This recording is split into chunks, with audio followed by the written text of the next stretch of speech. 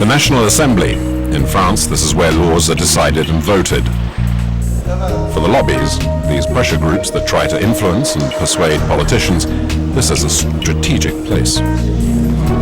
They say that they are everywhere, that they are very powerful, and that they can even change laws. We spoke to the elected members. We're making a program on lobbies at the Assembly. Are there any here? No, I don't see them, but they certainly are here. Are there lobbyists in the Assembly? Have you come across them? Have they been to see you? Not to my knowledge. I've never met any. But what do you mean by lobbyist? I don't know. Are there lobbyists? I don't see them. In any case, if I did see them, I'd tell them, you're not welcome here at the Assembly. The members don't seem to see them. And yet the lobbyists are certainly there, in the four-column lobby, in the very heart of the Assembly. The man in the striped shirt promotes the interests of the textile industry. This one works for a major cigarette manufacturer. And hiding between two doors is the lobbyist for hunters and gunsmiths. So who are they really? How do they work? We're going to take you into the highly secretive world of these networks of influence.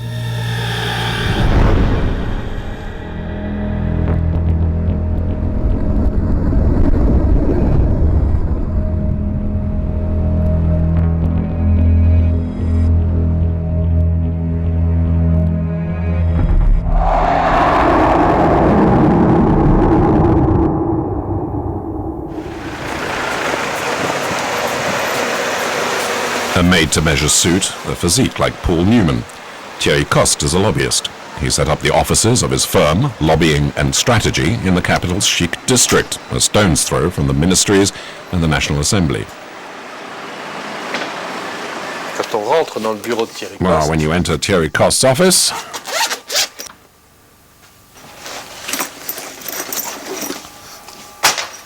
you know you're taking risks. It's not a military weapon, it's a hunting weapon. I have the reputation of being a very good shot, a very good sniper.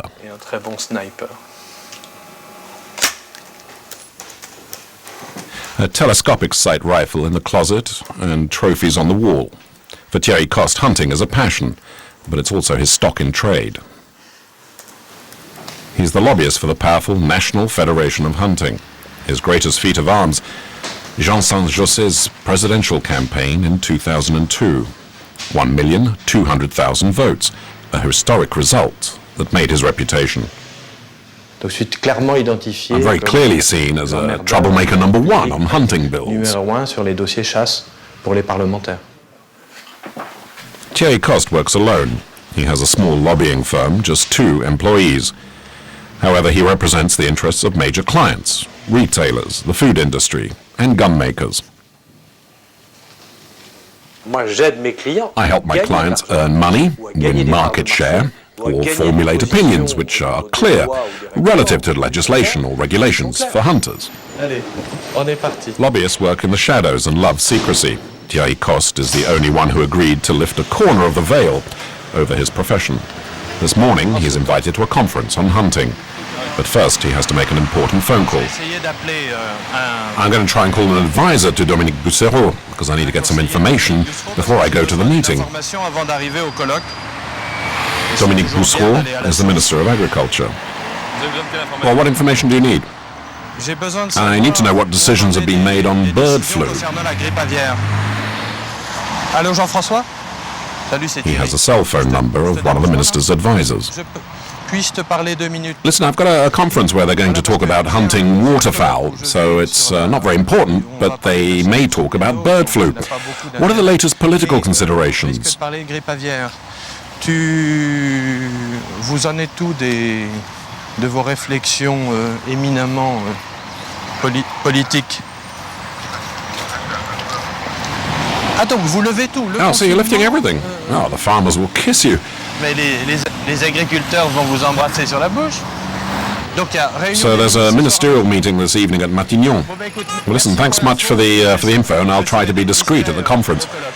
I owe you a good meal, so give me a call. Allez, salut. So when you're a good lobbyist, you can call a minister's advisor directly and talk to him just like that? Well, yeah, we're familiar with them. To reap, you have to sow. That advisor has become something of a friend. Ce conseiller est devenu presque un ami. Did he give you some important information? Yes, but I can't really spread it around. I'll use a little of it just now at the conference, because the information that I have won't be made public until 6 o'clock this evening, during a meeting in the Prime Minister's office. À l'initiative du Premier ministre. Exclusive information obtained thanks to a well-filled address book. That's the basic tool of the lobbyist. A few minutes later, he arrives at the National Assembly, where the Hunting, Fishing, Nature and Tradition Party is organizing a conference on hunting waterfowl. Everybody says hello. Gie Cost is well known to them. But what they don't know is that Gie Cost is on a commissioned assignment. Today he's not working for the hunting party, but in the pay of the UMP. Yves, how are you? It's been a long time. But to look at him, you'd never guess. Mr. Chairman, how are you? Monsieur le Président va bien? He says hello to everybody. A little kiss, a handshake, or a pat on the cheek. It's all part of his strategy. It's cost me, and it's going to cost me some more. The debate is underway. At the back of the room, Gie Cost doesn't really seem interested. The UMP wants to know if the hunters are going to put forward a candidate for the 2007 presidential elections. To get that information, Gie Cost is on the lookout for an informant, whom he very quickly spots. He's this activist in the hunting party. He takes him to the end of the corridor.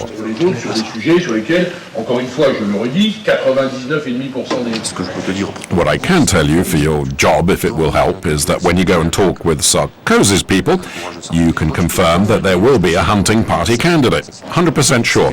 Absolutely sure. Et qui ce sera? Who will it be? Have you already picked him? Non. No, not yet. Bon, il y aura pas trop. Well, there won't be that many candidates anyway, surely. Well, we suggested that Jean-Louis went for it, but he didn't want to.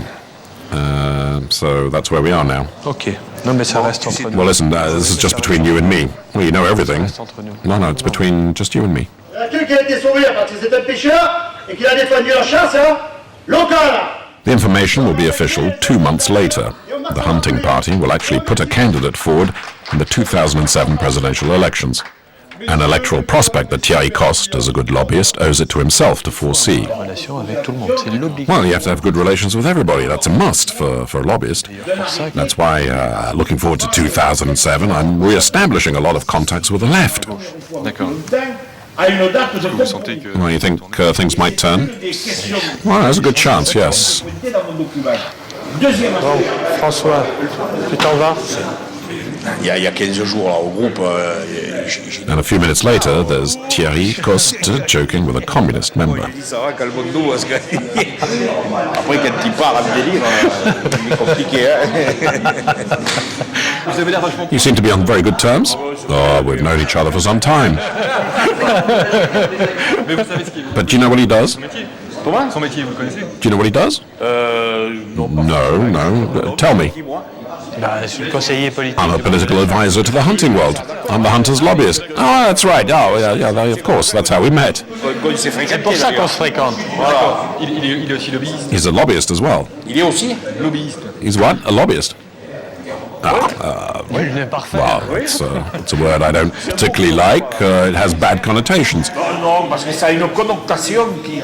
But I find that people who are passionate about something, who know, who have relations with the decision makers, with the business sectors, well, people like that are important.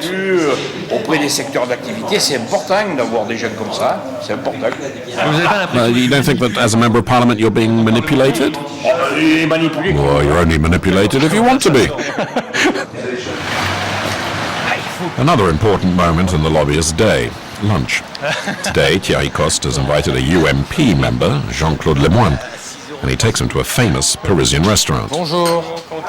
Très bien, vous allez Hello, how are you? Is Jean-Philippe there? Ok. We're at Tante Marguerite's, one of the favorite tables for parliamentarians, and only a stone's throw from the National Assembly. Alors c'est pas la table Gie Cost has his habits. C'est celle-là. Well, it's not my usual table, it's that one over there. And from that one you can see everyone who comes in and everybody goes out. Monsieur le directeur général. Mr. Chairman, Voilà. the owner comes over in person to say hello. Allez, Chin. Allez. Non, à Tours, peut-être pas. Merci de votre accueil, mon ami. Oh, mon cher ami. Cache quelque chose. Tu as pu remarquer que And here's what's behind Gie Cost's invitation. He is preparing a campaign against the animal rights movement, so he has a little favour to ask of the member. Il faut qu'on bâtisse. Je suis en train d'écrire. Listen, I'm writing the strategy for animal welfare from all its facets: bullfighting, hunting, force feeding of geese, foie gras, etc. Because I saw not long ago that the city of Chicago has banned the sale and even the possession of foie gras. La vente de foie gras, même la détention de foie gras. Comme ça vient 10 ans. If that happens here, then we're really stuffed. On a The campaign is financed by the Hunting Federation, but Gie Cost needs the support of a known political personality. et qui commence à avoir travaillé He thought of the former Minister for National Education. avoir une It réflexion. really needs your pal Luc Ferry to get this thing going, because he's good. Luc Ferry, pardon, voilà, puisse commencer à Moi, s'approprier je ça. vais essayer de relancer parce que Oh, I have very fond memories of that chap. He has a very pretty wife. ce gars-là, il est une très jolie femme. Non, mais il est très mauvais, comme il était très mauvais. Well, he was a very bad as a politician, but very good as a philosopher. That's certainly true. Relais d'opinion. He's a very good channel of opinion, but we really have to get this off the ground in the next 2 months. Là, dans les 2 mois à venir. Hein. D'accord. The member is willing to contact Luc Ferry, but on one condition. Pour ma campagne électorale. So what are you going to do for my electoral campaign? La première chose qu'il faudrait que je The fasse, first thing I would have to do, even before considering becoming your campaign manager, is to visit your constituency. Et toi qui es toujours en vacances. But you're always on holiday. Mais attends, tu te retrouves une But date. when you come, you'll be my guest. We just have to find a date when I'm there too. Allez Jean-Claude, je te fais pas la bise, mais le cœur y est. J'allais prendre ta serviette. Ah bah oui. The check, around €100, is picked up by Gie Cost. Tout est bon. Mr. Chairman, thank you very much.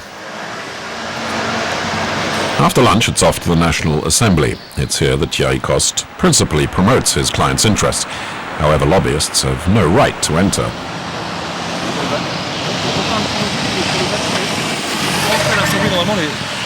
Officially, lobbyists don't have the right to enter the Assembly. How do you do it? J'ai un badge de collaborateur. Well, I have a Parliamentary Advisor's Badge. The Advisor's Badge bears the name of a UMP member, Thierry Mariani. He gave it to Gie Cost, a badge that is worth its weight in gold and allows him to enter Parliament completely legally. On this point, the Assembly rules are very strict. Lobbyists are banned from the 4-column lobby, but Gie Cost doesn't hide. He's a regular here.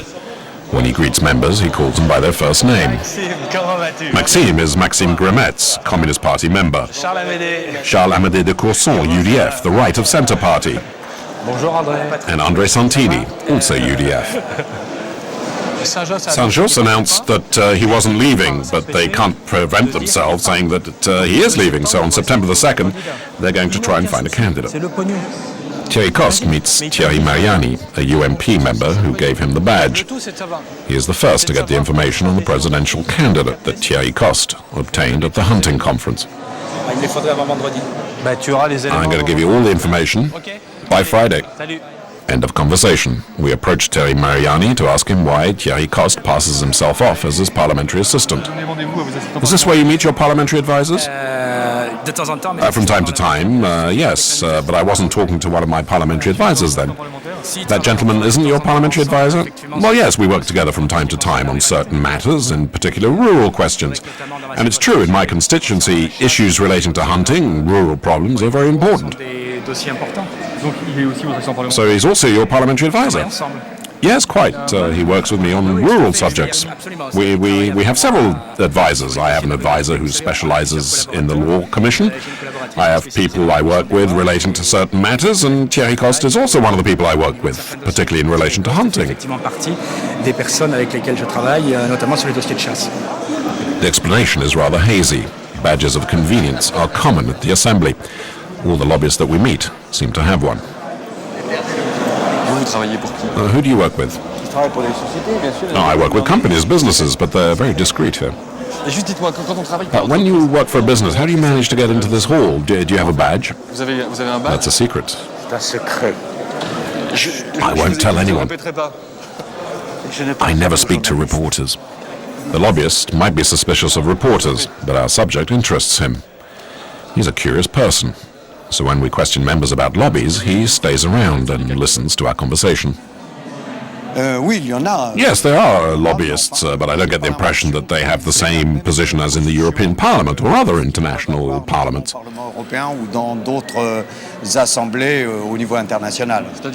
does that mean? Well, they're less present. They're less present, or are they just more discreet? No, I think there are just less of them here. And the two men go off arm in arm. But does Claude Bartolone really know whom he's dealing with? Is that gentleman with you a lobbyist? I don't know if he's a lobbyist. We have a private relationship. We've had a friendly and private association for a number of years. Yes, members and lobbyists don't like to be seen together. Meanwhile, Gie Cost is using his presence at the Assembly to sort out another matter. This time the client is a retailing brand, and this member from the right may be able to help him.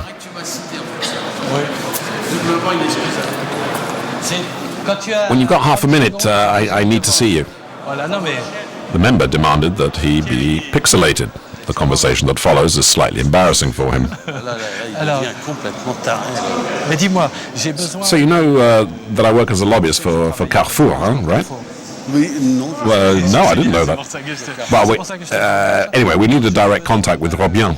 I work for the person in charge of development at Carrefour, and he has a project for an extension of a hypermarket that he wanted to put to Gilles de Robien.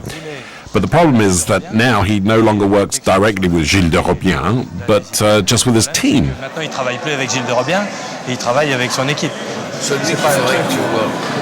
Well, the man you need to see is... who is he? Well, at the moment he's Director of International Relations at the Minister of Education. He's Gilles de Robien's office manager and has been his senior advisor at the Ministry of Education until he became the director. But he has his eye on what's going on in Amiens. Well, okay, I'll call him. And if you ever feel you're not getting through, you'll get the office manager on the phone, a woman. If you see you're not getting anywhere and he doesn't answer you, tell me. Tu lui dis à la va conseiller de prendre contact avec Marc. Voilà. D'accord, ok. Si tu vois que ça fait blocage et que te répond pas, bah tu me le dis. Ok, d'accord. Ok. Okay, thanks, right. Ouais, sinon ça va? Ouais. At the moment, Gie Cost's network consists mainly of politicians from the right. That makes sense, since they are the ones in power. Political personalities in power, whom we find classified by case in Gie Cost's office. We see the names of members, of ministers, the Prime Minister, and even the President of the Republic. Well, there we are. We see Jacques Chirac, Dominique de Villepin. Can you tell us what's in there, or is it confidential? Well, it has to remain a little bit confidential. But sometimes members and governments change, and certain files find themselves stacked on shelves at the end of the corridor. Well, those on that side, there are more or less on hold. The Hervé Gamard or the Jean-Pierre Raffarin. They're there because for the moment they're less active. I have areas where some people are less active than others. But these are all cases I've done lobbying on. I lobbied the Prime Minister because I was close to somebody close to the Prime Minister. Sometimes I promoted the Prime Minister in the area of influence strategy. For example, the Prime Minister set out his rural strategy in an article for a newspaper called The French Hunter. But it was never done because his communications people were all against it. But they did forget that it's a paper that only partly deals with hunting, and which is very rural and has a print run of 600,000, and it's read by 3 million people. So it was more important to talk about rural politics in that paper than, say, in Le Monde. But the political microcosm that surrounds French politicians has a tendency to put out information via the Libération, Le Monde, and Le Figaro. So you were behind that one. Yes, because it enabled me to maintain an important contact with the paper, because I needed it for other clients. I did them a favor. The editor-in-chief was very pleased. It was the first time that he'd had an exclusive interview with a prime minister, and that makes reporters rather nice towards me. It's a form of influence, you know. And it's thanks to these various contacts that he can bill very highly for his services. Industrialists or the Hunting Federation pay from 30,000 to 200,000 euros a year. I don't need to make my reputation. I'm expensive, and I work because of the money. I don't work because of the ideas. Because, as everybody knows, a lobbyist doesn't work for his ideals. And that's the reason why often people turn to lobbyists on contentious issues. Wine. In 2004, the Wine Growers Lobby launches an attack on the Evin law, which limits advertising on alcohol. After a struggle of several months, the lobby wins the battle and obtains a relaxation of the Evin law. The fight against obesity. In 2005, the government tries to remove snack vending machines from schools. The food industry lobby launches an offensive. But this time it fails.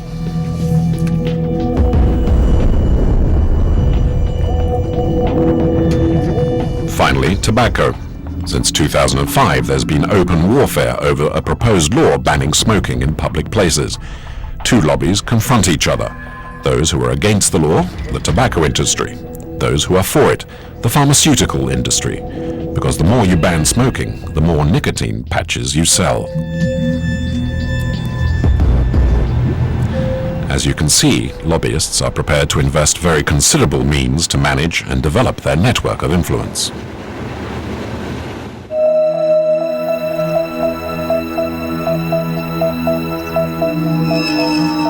Lourmarin, one of the loveliest villages in the Luberon. On this September morning, a strange ballet of cars makes its way to the chateau. For several hours, minibuses and huge limos come and go, bringing more than 200 guests.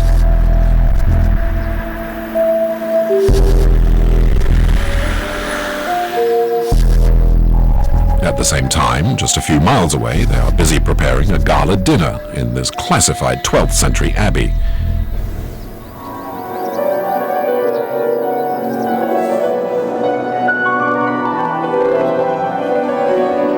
While they tune the grand piano, waiters set up dozens of tables. Because this prestigious place is where the 200 guests at the chateau will come to eat.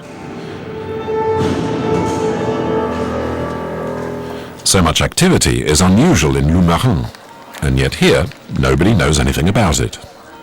Do you know what's going on up at the chateau now? Today? No, not really. Do you know about it or not? No? Maybe there's a film being shot or a wedding. Oh, there's so many things that go on there, it's hard to say. Exceptionally, the chateau is closed to the public. A 3-day conference on medication is being held in camera. It's called a Pharmaceutical Summer School. But this school is not open to the public, nor to reporters. But this is what we do manage to film.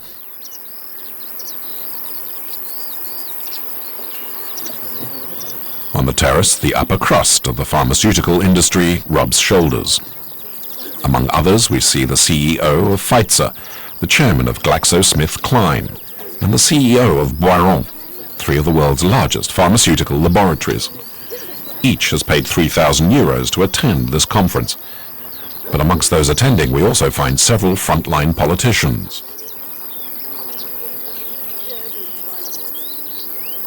Bernard Kouchner, former Socialist Minister of Health.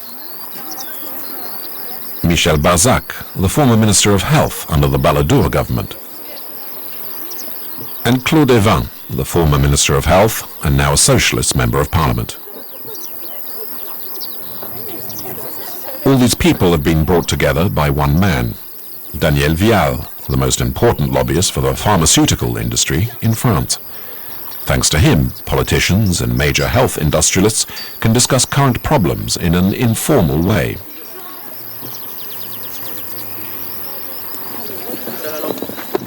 We went to the chateau to ask for an interview with a lobbyist.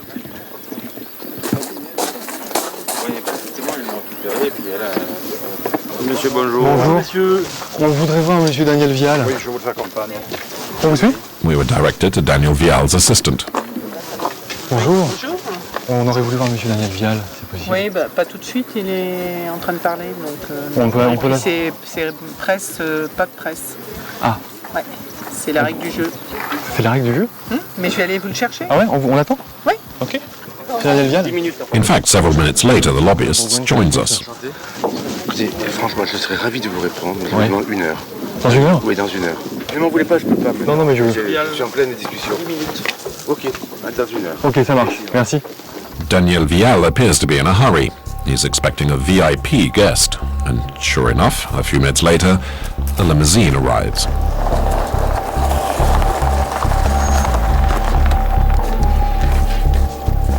Inside is a government minister. It's Philippe Bas, Under-Secretary for Social Security and the Minister for Health. Bonjour, monsieur, une question. He doesn't wish to comment on his presence at the conference.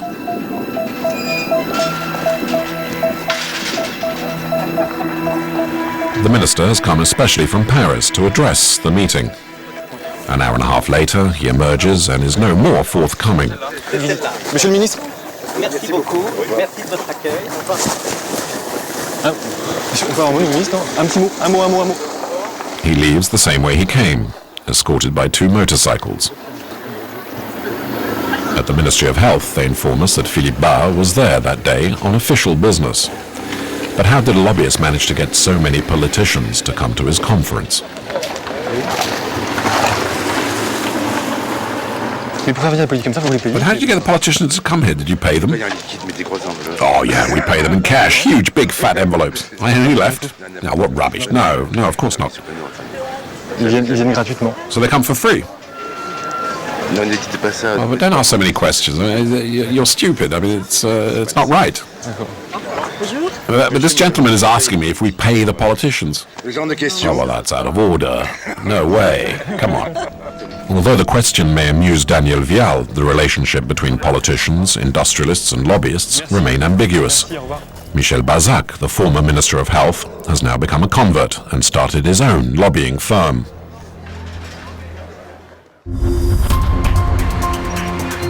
More surprising still, during our inquiry, we discovered certain lobbying practices that go close to the limits of legality. At the National Assembly, we put our fingers on a bizarre practice. It doesn't concern the members directly, but their parliamentary assistants. Bonjour, Séverine. Séverine Tessier, assistant to a socialist member, received a very strange fax some time ago. A lobbying firm quite simply offered to recruit her. Là, on reçoit le cabinet. And here's what they wrote to her. Your experience as a parliamentary assistant has allowed you to gain very considerable experience in political relations. Within the boundaries of your professional etiquette, it would be interesting for our company to benefit from your advice and consultation. Well, a connection between a parliamentary assistant and the lobbyist seems completely incompatible with the minimal level of ethics.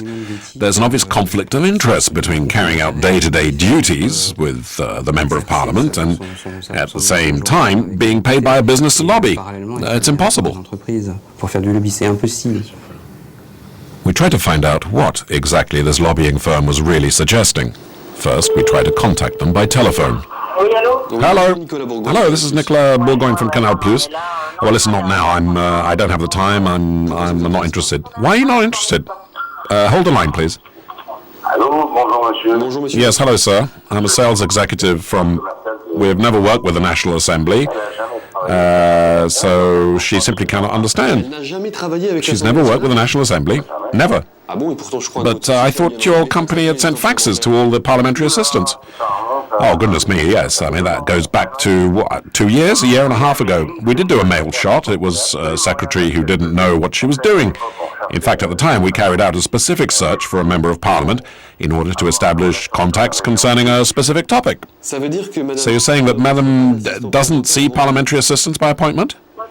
We do not see parliamentary assistants by appointment. And apart from this, come on, be nice and stop calling us because we have work to do. Well, so do I. Well, you work, but I don't know at what. I just know that in the media you're paid to do sod all. Goodbye. So, to earn our wages, we contacted another parliamentary assistant who had also received a fax, Clémentine Lemaitre, the parliamentary assistant to a communist member. With the agreement of her member of parliament, she calls her lobbying office on our behalf. And you will see that when a politician calls, the welcome is very different. At the other end of the line is the same person who had refused to talk to us. Hello. Miss, yes, I'm the assistant of Jean-Claude Lefort, member of parliament for the Val-de-Marne, and who's a member of the Foreign Affairs Commission. I don't know what sort of clients or what type of assignment you have that might possibly be interested in that service. Is the Foreign Affairs Commission of interest to you or not? Est-ce que ça permet, est-ce que c'est intéressant pour vous? Ça peut être intéressant, oui. Well, it could be of interest because we're very varied in our, in the companies we represent. We have a very broad client base, so we're always interested in this sort of thing. Would you like to meet up? Oui, bien sûr. Of course, yeah. Well, let's say 2 o'clock. Merci. Okay. Au revoir. Thanks, bye. Clémentine Lemaitre goes to the meeting. She's fitted with a hidden camera. The firm is in a smart district of Paris. It's well established. The offices are behind this frosted window.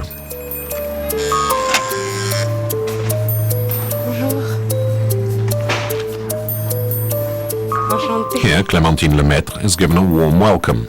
The lobbyist explains what the mission is all about.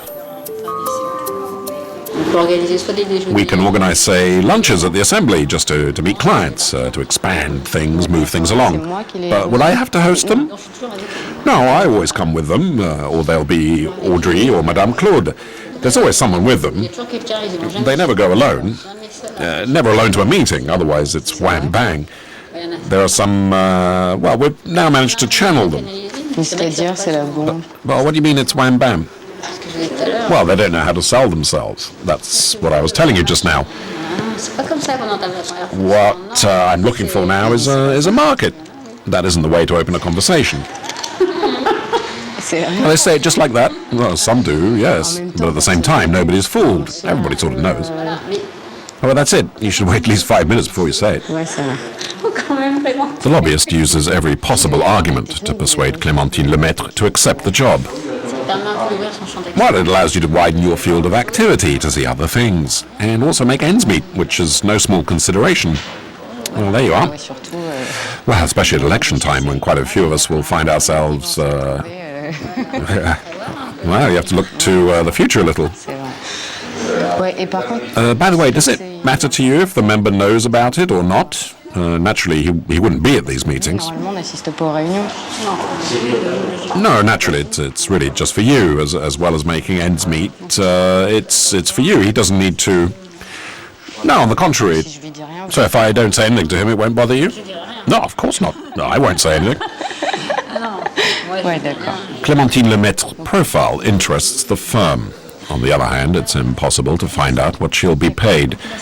On this subject, the lobbyist remains vague. This sort of proposition seems very much like corruption, and yet, incredible as it may seem, it's perfectly legal.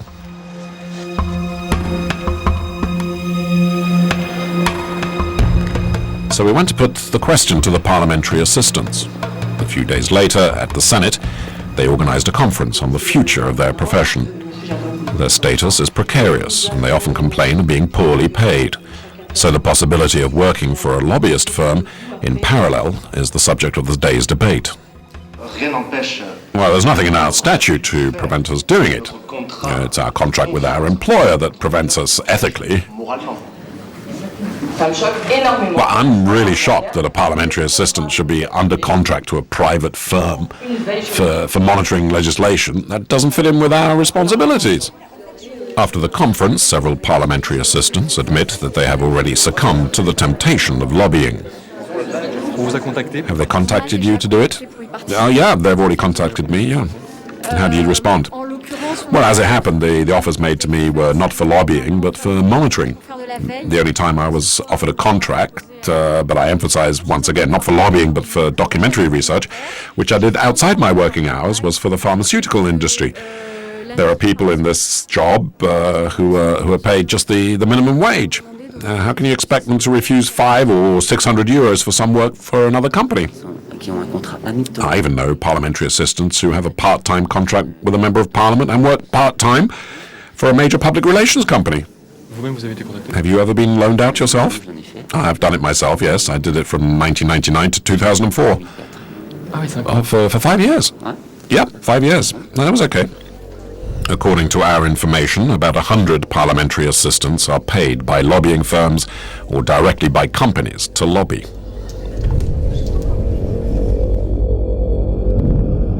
And yet more astonishingly, we found lobbyists at the highest levels of the state.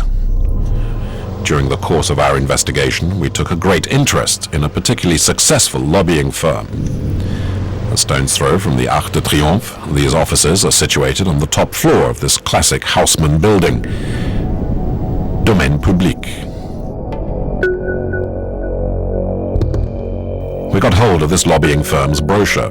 You find all sorts of clients, especially the gaming industry, security, tobacco, wines and spirits. Domaine Public is in fact a business name that groups two lobbying firms. One of them is particularly flourishing, PIC Conseil. In 1 year, its turnover has increased 50%. An extraordinary success which is the envy of the sector. Among the partners, two men drew our attention, Stéphane Desnoyers and Frédéric Lefebvre. They both work at the Ministry of the Interior.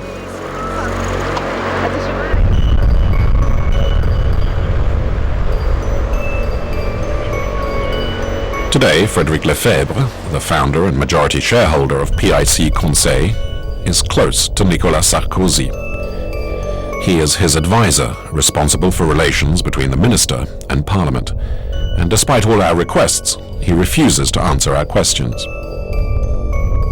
He sent us a letter in which he explains that since he's been at the ministry, he has voluntarily given up all income, either as salary or as dividends, related to his company's activities. But even if he doesn't get any money, Frédéric Lefebvre nevertheless remains the decision maker for PIC Conseil. As for Stéphane Desnoyers, whom we were not able to film, it's difficult to say what position he occupies at the ministry. So we call Place Beauvau. Mr. Desnoyers' office. Hello, this is Nicolas Bougain from Canal+. I'd like to speak to Stéphane Desnoyers, please. Avec le ministère de l'Intérieur. Nous recherchons votre correspondant. Merci de bien vouloir passer. Monsieur Bourcoin? Oui. Oui. Listen, I've got his voicemail. It doesn't seem to be available at the moment. Would you like to leave a message? Je souhaiterais qu'il puisse me... Well, I'd like him to call me back. Okay. I'd just like to ask us not to make any mistake if he calls me back. What is his exact position at the ministry? He has no position at the ministry. He has no position, but you're a secretary, yes? He works for Mr. Estrosi or Mr. Sarkozy. Il travaille pour Monsieur Estrosi ou pour Monsieur Sarkozy? Il n'a aucune fonction au ministère. Il est juste une secrétaire. Voilà. No, he doesn't have a position at the ministry. So he's just got a secretary. That's nice. How come? J'avoue que, à mon avis, ce serait à lui directement. Oh, well, that's a question you should put directly to him. Excusez, Monsieur Bourcoin, mais j'ai des appels en attente. Excuse me, but I've got other calls waiting. Merci. Au revoir. the only trace of Stéphane Desnoyers, an old National Assembly directory in which he appears as parliamentary assistant to Christian Estrosi, who has since become the Under-Secretary for Urban and Country Planning at the Ministry of the Interior. Stéphane Desnoyers also refused to be interviewed. In a letter to us, he confirms that he is a lobbyist with PIC Conseil and that he holds the position of Secretary at the Ministry of the Interior. But according to him, it's a practice that the law allows and which, to his knowledge, is not prohibited by any regulation. One question remains. Should lobbyists with clients in the gaming or security, tobacco and alcohol industries hold a position in the Ministry of the Interior, which deals with those very matters?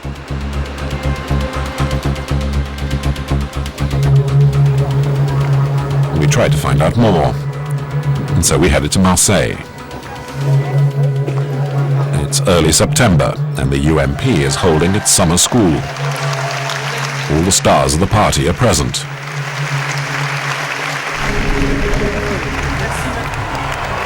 And certain stars of music, like Johnny Hallyday, have even made the trip to support their candidate, Nicolas Sarkozy. All the spotlights may be focused on them, but behind the cameras, one man remains in the shadows. Frédéric Lefebvre. Because he's not just Nicolas Sarkozy's advisor, he's also his office manager for the UMP presidency. That's why in Marseille he's a little like the band leader for these summer schools. We follow him to ask him about his lobbying activities. La rupture a été un temps de légitimité, un temps nécessaire. Excuse me, I'd like to know if Nicolas Sarkozy is aware that you're a majority shareholder in a lobbying firm and that your clients are in tobacco, alcohol and gaming. Le tabac, l'alcool et les jeux. Well, why don't you want to answer my question, Monsieur Lefebvre?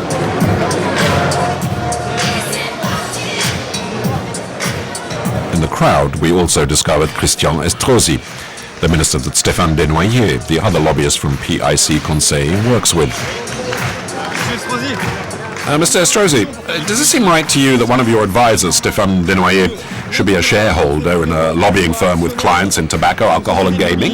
Dont les clients sont le tabac, l'alcool et les jeux. Est-ce que vous le saviez? Did you know that? Absolument pas. No, absolutely not. You didn't know? No. So what is Mr. Desnoyers' position at the ministry? Christian Estrosi won't say anything more to us either. So we decide to speak to the Minister of the Interior himself, Nicolas Sarkozy. We take advantage of a moment when he manages to extract himself from the crowd. Mr. Sarkozy, we're making a program about lobbyists. Your advisor, Frédéric Lefebvre, is a major shareholder in a lobbying firm whose clients are in tobacco, alcohol and gaming. Does that seem right to you or not? Well, it's news to me. I don't know anything about it. And frankly, it's not my problem. But it's our subject, so it's our problem. Well, if it's your subject, do it. What do you want me to say? Merci, Two ministers who tell us they know nothing of the dual activities of their two colleagues. Two colleagues who refuse to talk about their lobbying activities. We won't find out any more. In France, relationships between politicians and lobbyists are particularly opaque. Other countries have chosen total transparency on the activities of lobbyists. That's the option taken by the European Parliament. In Brussels, lobbies are official. They flaunt themselves.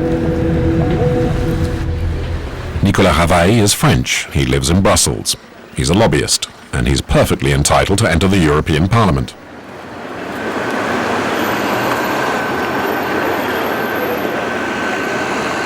Well, I've got that badge. I'm accredited to the European Parliament. It's this badge. It's blue with a red stripe, and that's how you can identify lobbyists.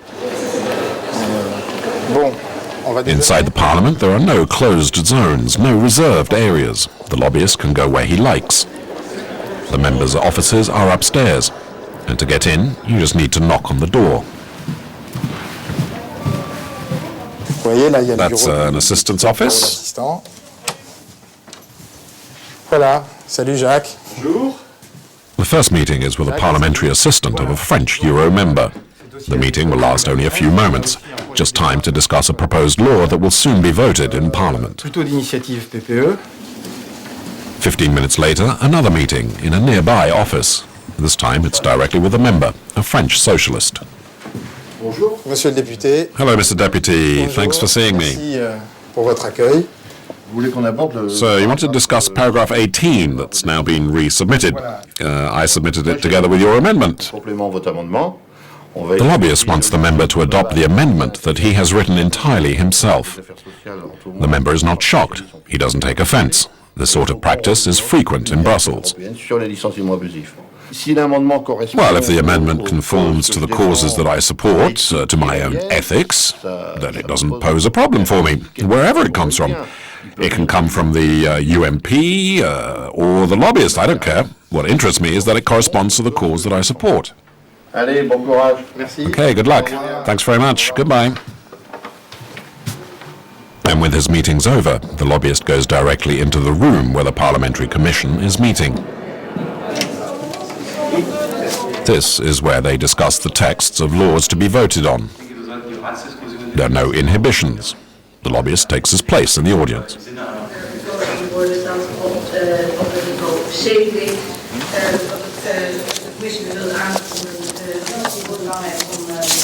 Isn't that a member of Parliament seat? No, I'm sitting in a seat reserved for lobbyists, for consultants, who are allowed to attend the Parliamentary Commission's work. I'm here to analyse what's happening, what's said, and then I can recontact the members to give the observations that I feel are important. Afin de leur faire part des observations qui me semblent être importantes. And so, in Brussels, it's impossible to escape the lobbyists, inside Parliament as well as out. This looks like a marching band, but in fact it's a pharmaceutical lobby launching a campaign against tobacco. The message, tobacco makes you blind.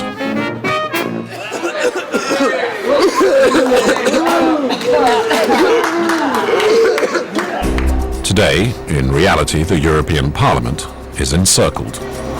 Lobbying firms from all over the world have set up in the surrounding buildings. They represent all the major economic sectors, and for 10 years, they haven't stopped growing. However, the omnipresence of lobbies in Brussels is starting to grate on the teeth of certain European members. In less than 10 years, the system has exploded. In Brussels today, for every sitting European member, there are no less than 7 lobbyists.